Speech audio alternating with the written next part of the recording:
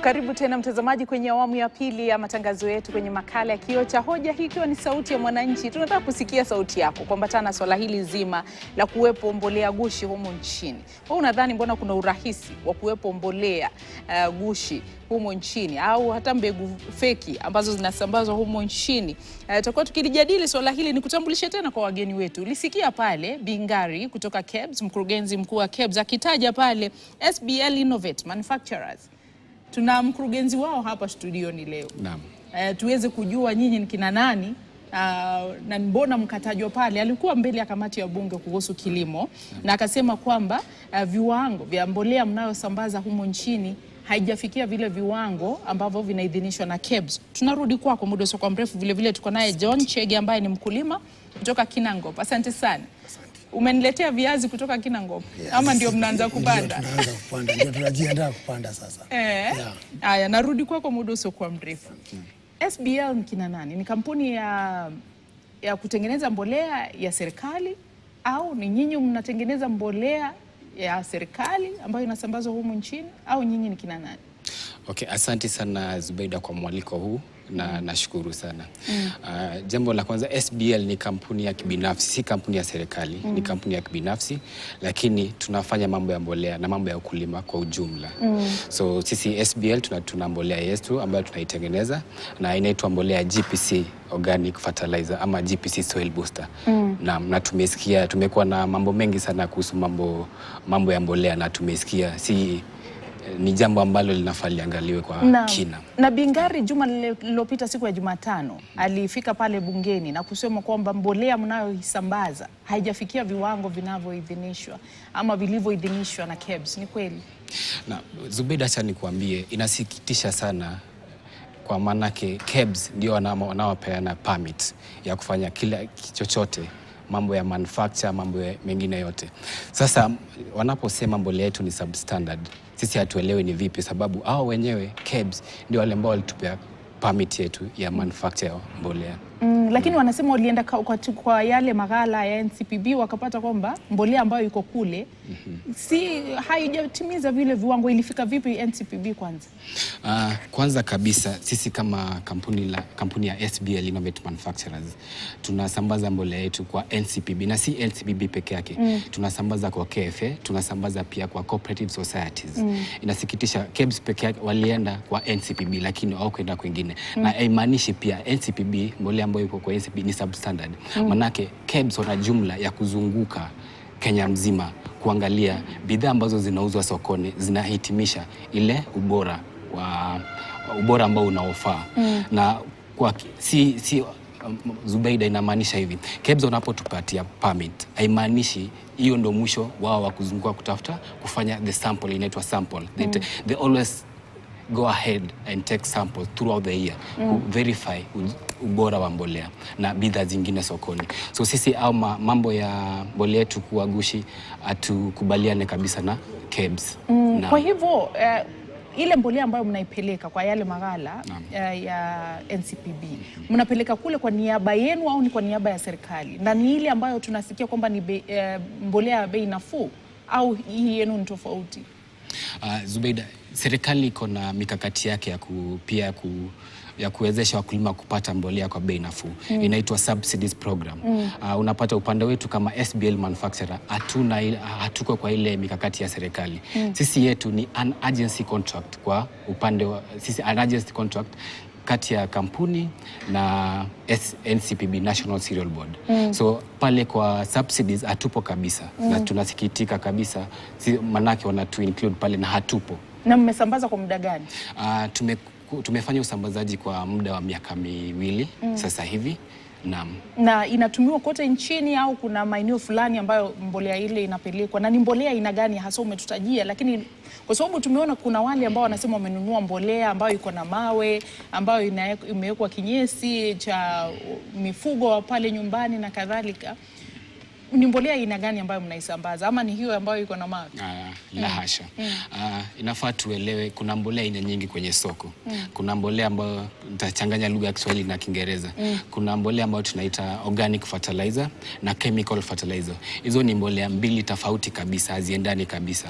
So unapata sisi kama SBL Innovative Manufacturers tumemeja kwa ile mambo ya organic fertilizer. Sisi tunafanya kitu ukulima wa tuna produce mbolea ya kiasilia. So si mbolea ya kemikali. Maana tumeona kuna mambo mengi sana kuhusu mambo ya mbolea, lakini sisi tuko upande wa organic fertilizer. Na nyinyi ndio mmepakia ile mbolea ambayo imenaswa ama ile ni tofauti? Ile ambayo tumeona mbolea nyingine zimenaswa. So sijui ni gani ambayo unaongelea. Ile ambayo tumeiona pale Kirinyaga kwa mfano. Hapa hiyo si yetu, hiyo si yetu, la hasha. Maana hiyo imeandikwa NPK. Yetu ni GPC, organic soil booster fertilizer. Na bado mnasambaza kufuatia ile kauli ya wiki iliyopita au mmesitisha mpango mzima? Kuna uchunguzi unafanyika au nini ambacho kinafanyika kufikia sasa? Sasa hivi kuna mambo ambayo yanaendelea kotini, so sitaweza kuongelea mengi zaidi kwa upande wa GPC organic fertilizer ambayo tuna kesi ambayo inaendelea kwenye koti. Tayari mmewasilisha kesi mahakamani? Na tayari tumewasilisha kesi kotini. Dhidi ya sisi na wale ambao walitupea permit na watu wengine pia. Haya, na kesi yenyewe ni kuhusu hiyo kauli ya KEBS au ni kesi ambayo inahusu mambo tofauti? Kesi yenyewe inahusu mambo ya in general inahusu mambo ya walisema mbolea yetu ni substandard. So kesi yetu ina revolve about the substandard fertilizer. Haya, tutakuwa tukirudi kwa muda usio mrefu. John Chege, wewe kama mkulima una ekari ngapi za mashamba? Na ekari 2. Ekari 2. Yes. Unalima nini? Nalima viazi, nalima mboga aina ya cabbage, sukuma, spinach na minji. Tayari umeanza upanzi kwa sababu msimu umeanza au bado? Tumeanza kutayarisha shamba, lakini hii mambo ya mbolea kwanza imetustua kidogo. So unajua kama mkulima kutarajia matokeo yako kama hujajipanga vizuri lazima ita affect yenye utavuna. So kwa sahii mambo ya mbolea sahii imetustua, so tunafikiria kwenda kwa manyua na vitu mambo kama hiyo. Nilisikia hata wale wakule Makueni wakisema kwamba sasa watatumia ile mbolea pale nyumbani. Lakini wewe binafsi ulipokea vipi taarifa hii kuhusu uwepo wa mbolea ghushi na vile vile mbegu ghushi humo nchini? Tulipatwa na mshtuko sababu wewe kama mkulima usipojiandaa vizuri ama upate kitu ghushi, mapato yako itakuwa iko chini, na sisi tunategemea ukulima kwa kulisha familia zetu na kusomesha watoto wetu. So tumepatwa na mshtuko na pia inatutoa morali kama wakulima. So tujui sasa kwanza tuelekee wapi. Na ulikuwa umenunua mbolea wewe binafsi ama bado? Kwa sasa bado mimi sijanunua mbolea. Utanunua?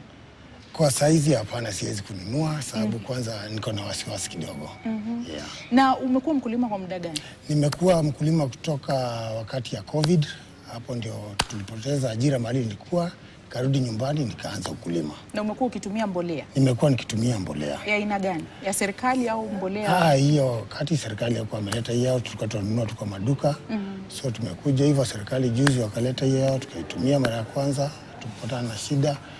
So hii tumevuna hii sasa, hii wakati tukijiandaa ndio tunapata wanatangaza kuna mbolea ghushi na mbegu ghushi. Naam, kabla nirudi kwake Churchill, wewe binafsi kama mkulima, mnapozungumza pale mashambani, mnapoendeleza kilimo chenu, kisha mnapata taarifa kama hizi zikijitokeza, wewe binafsi unahisi mbona kumekuwa na urahisi wa kuwepo bidhaa hizi ghushi masokoni? Iwe ni mbolea, iwe ni mbegu, nini kinafanya ule urahisi?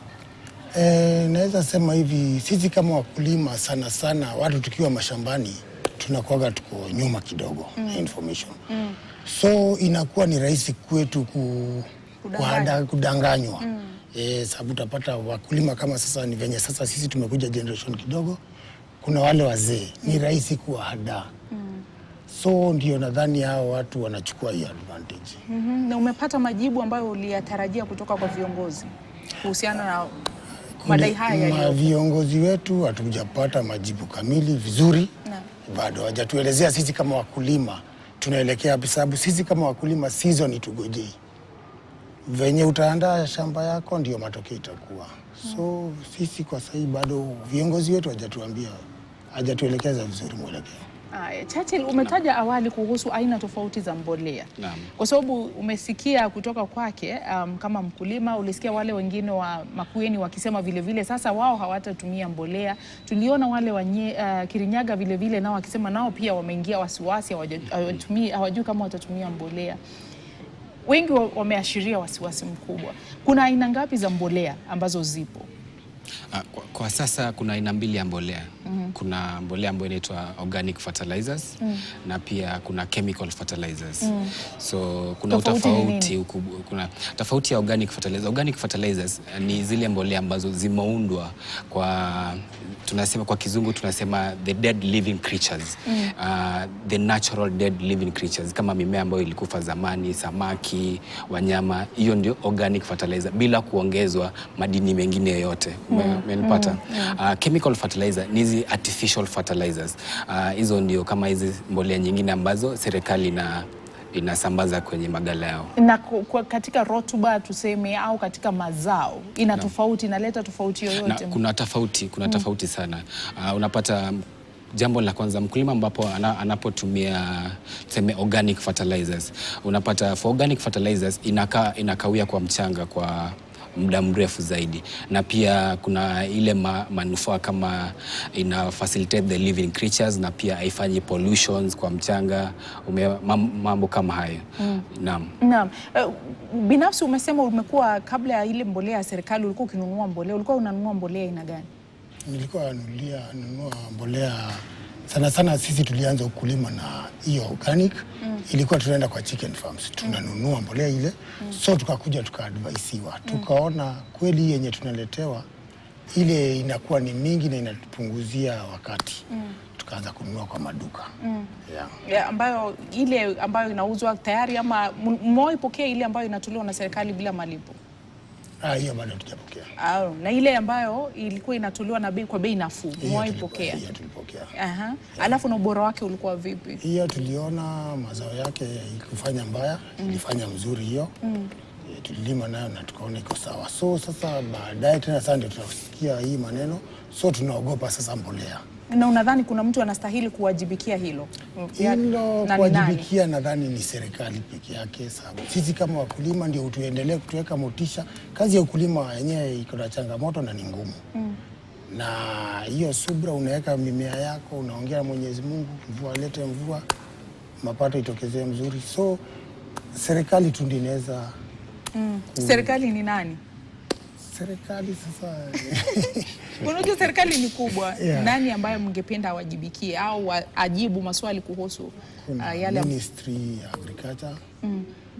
Wenyewe kuna kama hiyo nimesikia ukisema kitengo ya KEBS, wanatembea wanaangalia mkulima asihadaiwe na pande ya mbolea, mbegu. Wanatembea kwa hii maduka, sababu kuna zile maduka wameappoint, wanafanya random, wanakuja wanachukua, wanaangalia ile mbegu ama ile mbolea iko sawa.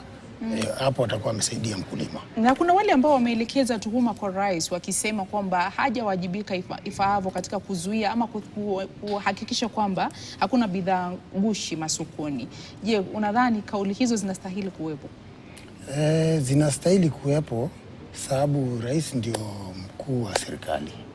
So wanafaa, kama kuna mtu amezembea kwa pande yake, apate adhabu yenye inatakana. Na sababu ya kuweka mkulima motisha, na ajaribu kuangalia wenye wakulima waliafektiwa na hiyo bidhaa ghushi, wajue venye wanaweza badilishiwa, waregezewe nini, waendelee na ukulima, sababu inatutoa motisha kama wakulima. Na Churchill amesema kwamba kitu ambacho kimefanya kuwa na ule urahisi wa kusambazwa kwa mbolea ghushi humo nchini, kwamba wakulima ni rahisi sana kuwahadaa kwa sababu hawajaelimishwa namna ambavyo inastahili. Ni jukumu la nani kuwaelimisha wakulima? Nasema it lies to both parties. Ni jukumu la serikali na pia ni jukumu la kila mtu ambaye anafanya mambo ya manufacture mbolea. It's a two-way traffic. Ni jukumu la kila mtu. Na kwamba wakulima, kwa sababu kilimo ndio kitega uchumi katika taifa, bila chakula hatuwezi, itakuwa ni tatizo kubwa sana. Kwamba hawajaelimishwa kuhusu umuhimu hata wa kujua tofauti kati ya mbolea wanaoitumia au mbegu wanazozitumia, kwamba hawajaelimishwa. Tatizo liko wapi? Nitaongelea zaidi sana kama sisi kampuni SBL, na pia pengine itakuwa kama pia upande mwingine. So unapata we have a lot of manufacturers ambao wanafanya mambo ya mbolea. Kuna wale tu ambao wataproduce mbolea na waipeleke pale sokoni bila kuelezea mkulima inatumika vipi. Na kuna wale pia ambao pia watafanya juu chini kuelezea mkulima, kufikia pale kwa ground, pale in the village, kuelezea mkulima ni mbolea aina gani ambao wameitoa na ni mbolea inatumika kivipi. Naam. So inategemea both parties kwa kueleza wakulima umuhimu wa mbolea na ni vipi ambapo wataitumia. Na kuna maafisa ambao huwa kule county wa kilimo, mmewahi tangamana nao wakati wowote? Kuna yuko agricultural officer, lakini kumpata ni ngumu sana. Ni ngumu sana, labda uelekee kwa ofisi yake, ukimhitaji akuje ni ngumu kumpata. Sababu unapata ni wachache pale mashinani. Kwa hivyo mnafanyaje? Sasa ile tukitaka kujua mambo ya ukulima sana tunategemea simu, ama kama wauzaji wa product yao anataka kukuuzia product, anakuja anakuelimisha uzuri ya hii product yake. Lakini sana sana tunategemea ukulima ya simu, na vipindi vingine inakuja kwa televisheni wanaleta mambo ya ukulima. Lakini sana sana tunategemea simu ndio inatusaidia. Na tunapoangazia safari ya kilimo humo nchini na upanzi, tumesikia lalama nyingi kutoka kwa wakulima, mara kando na kuwepo bidhaa ghushi, pembejeo ghushi humo nchini, wengine wanasema pia kuna hasara kubwa katika kilimo, kwa sababu gharama ambayo inatumika katika upanzi na pesa ambazo tunapata au faida tunayopata baada ya mauzo ni tatizo. Je, unadhani kumekuwa na uwekezaji wa kutosha katika kukuza kilimo humo nchini? Pande yangu naweza sema haijakuwa, sababu unapata ukilima, umelima vizuri, umepata mimea yako, brokers wanakuja pale wanatuchukulia na bei rahisi. So nadhani serikali haijawekeza sana pande ya ukulima ifaavyo. Sababu tunadhulumiwa sana na brokers, sababu hao ndio wako na urahisi ya kukuja na gari achukue mimea yangu na ya jirani na ya mwingine. So wale na tukisikia kule Nairobi wanauza bei kali sana kulingana na ile wameipata pale kwa shamba. Hebu nieleze safari yako kama mkulima. Sasa hivi tumezungumza kuhusu msimu wa upanzi ambao umeanza. Huo msimu wa upanzi, kwa sababu sisi wengine ambao si wakulima tunadhania ni kuenda pale shambani na kuweka mbegu kwenye mchanga. Msimu wa upanzi unahusisha nini kabla wewe kuingia shambani na kuvuna na kuuza bidhaa zako? Msimu wa upanzi inamaanisha utayarishe udongo yako, ujiandae vizuri, utafute mbegu ya mzuri, utafute fertilizer mzuri, hakikisha labda mchanga imepimwa ndio ujue utatafuta fertilizer ina gani. Hiyo process ndio sasa ifikie mahali sasa utaweka mbegu yako, tungojee mvua. Na inakugharimu pesa ngapi? Italingana ni kitu ipi unaweka. Yeah. Lakini ina faida yoyote? Ukulima ina faida, sababu kama mimi sasa hiyo ndio nategemea mpaka kulisha familia yangu.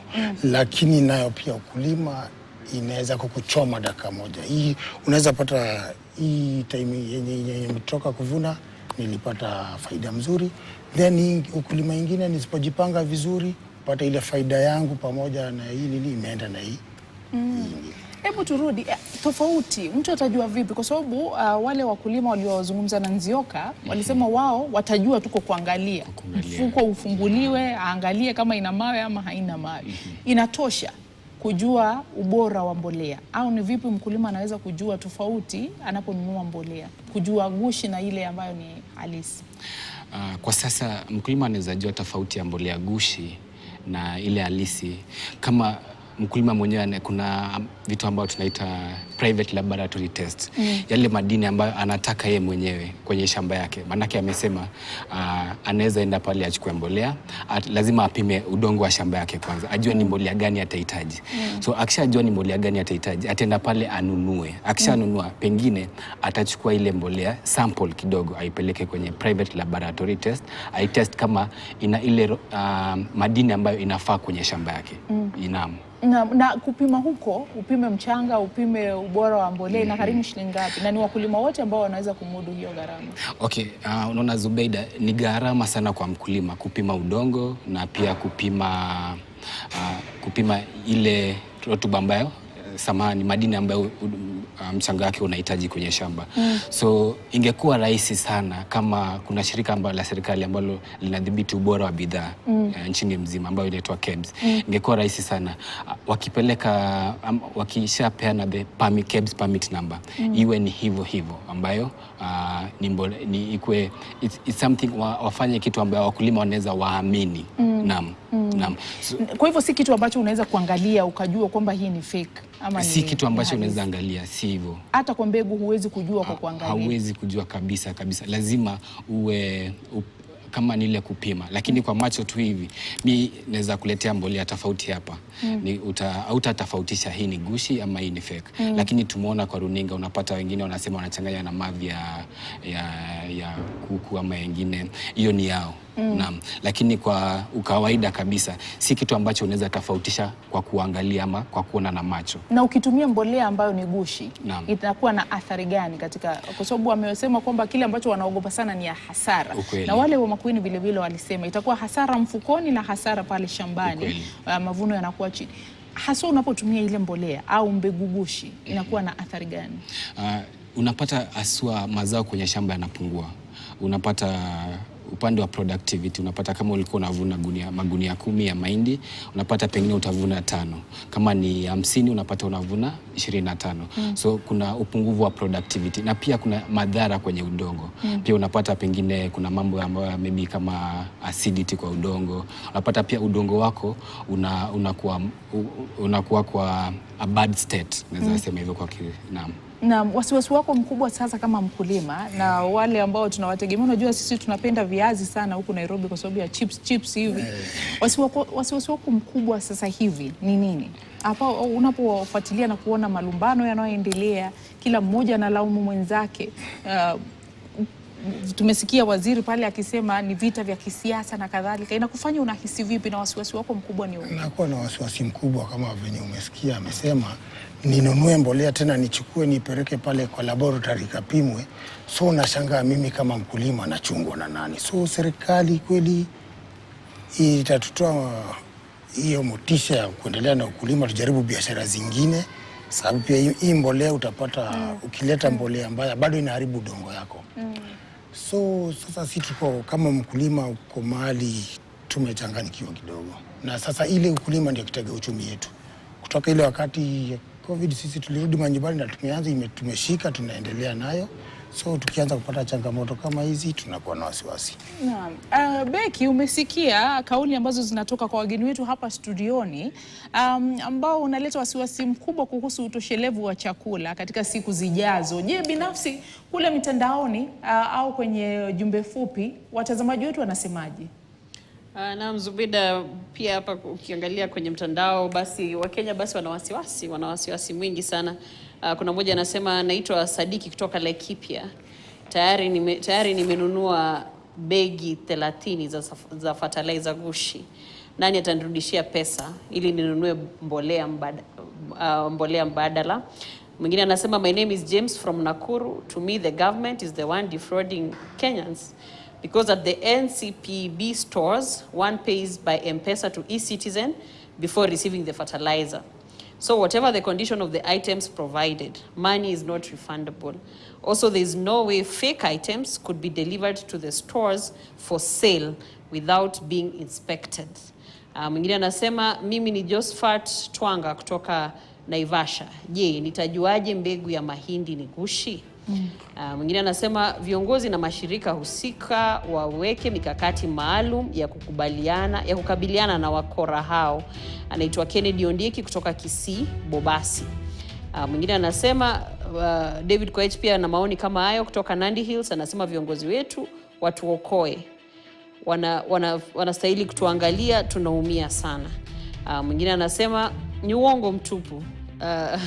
Hiyo ni siasa. Anaitwa David Tonui kutoka Bomet County. Anasema ni siasa ya kwamba madai ya kwamba mbolea hiyo ni ghushi. Mwingine anasema ni kweli nilipata mbolea ghushi kutoka Vihiga. Mwingine anasema Joseph Maino Seko kutoka Eldoret, kweli serikali imetupa watu wake sana, hasa wakulima kwa mbolea ghushi. Watu wa jijini hawezi fanya ukora huu. Lazima serikali lazima serikali iwajibike. Huyu anaitwa Joseph Maina kutoka kule Eldoret. Mwingine anasema ni Cynthia kutoka Kakamega. Je, mbolea gani ni nzuri? Mwingine anasema kampuni ambazo zinauza mbolea ghushi zafaa kufungwa. Mwingine anasema samahani, wafisadi wa mbolea ni madereva wa malori wanaosafirisha mbolea. Wanafika mahali, wanapatana na wanaofanya biashara ya magendo, wanasafirisha ile mbolea ghushi.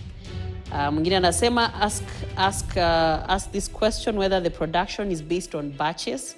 Does the fake fertilizer batch match theirs? Does the label match? If yes, what action have they taken? Maoni mengi kweli Zubeda, hata siwezi kuyamaliza yote kwa sasa. Mwingine anasema anashangaa sana na matamshi ya kiongozi mmoja ambaye aliongea pale. Ananishangaza sana kusema kwamba mbolea sio ghushi. Naam, Zubeda, maoni mengi kweli. Shukrani sana Becky. Tutakuwa tukirudi kwako tusome kauli zaidi. Kumbuka mtazamaji, laini zetu za simu ziko wazi. Unaweza kuwasiliana nasi moja kwa moja, utueleze hisia zako. Tulivyokuarifu awali, tulitamani sana kuwa na viongozi kutoka Wizara ya Kilimo hapa studioni wapate kujibu baadhi ya maswali yako, lakini ombi letu halikufaulu. Bila shaka tutazidi kufuatilia kuona iwapo tutawapata waje kujibu maswali yako, lakini tutazidi kuwasiliana na kupaza hisia zako kwa wale viongozi, kwa sababu najua kwamba wanafuatilia. Sasa hivi tuingie madukani, tunarejea na mengi zaidi muda usio kwa mrefu, na kusihi usiende mbali.